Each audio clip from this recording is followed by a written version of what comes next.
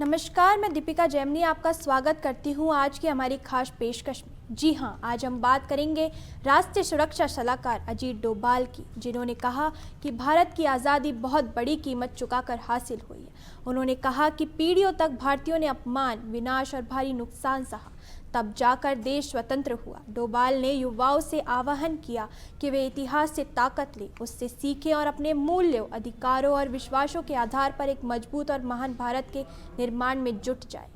NSA के आगे कहा, आज के युवा में जो आग होनी चाहिए। अजीत डोभाल भारत मंडपम में आयोजित विकसित भारत यंग लीडर डायलॉग के उद्घाटन समारोह को संबोधित कर रहे हैं। अपने संबोधन में उन्होंने कहा कि आज़ाद भारत जितना आज़ाद आज दिखता है, वह हमेशा ऐसा नहीं था। इसके पीछे हमारे पूर्वजों के असाधारण बलिदान है। उन्होंने कहा कि हमारे पुरखों ने भयंकर अपमान झेला, असहायता के दौर देखे और कई लोगों ने फांसी तक का सामना किया। अजीत डोभाल ने कहा कि हमारे मंदिरों को लूटा गया। डोभाल ने आगे कहा कि यह इतिहास हमें ऐसी चुनौती देता है कि आज भारत के हर युवा के अंदर एक आग होनी चाहिए।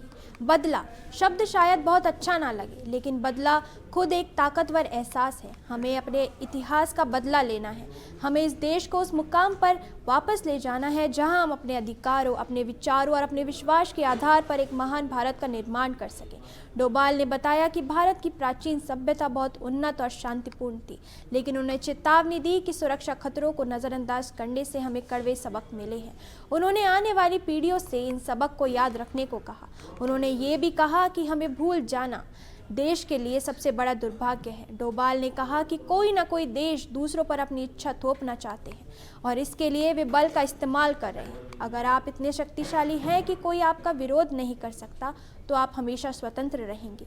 लेकिन अगर आपके पास सब कुछ है लेकिन वह मनोबल नहीं है, तो आपके सभी हथियार और संसाधन बेकार हो जाएंगे और इसके लिए आपको नेतृत्व की जरूरत है। पीएम मोदी के नेतृत्व कौशल की जमकर तारीफ करते हुए डोभाल ने कहा कि आज हम बहुत भाग्यशाली हैं कि देश में एक ऐसा नेतृत्व है, एक ऐसा नेतृत्व जिसने 10 साल में देश को कहां से यहां तक पहुंचाया है और उसे तेजी से प्रगति के रास्ते पर ले आए हैं।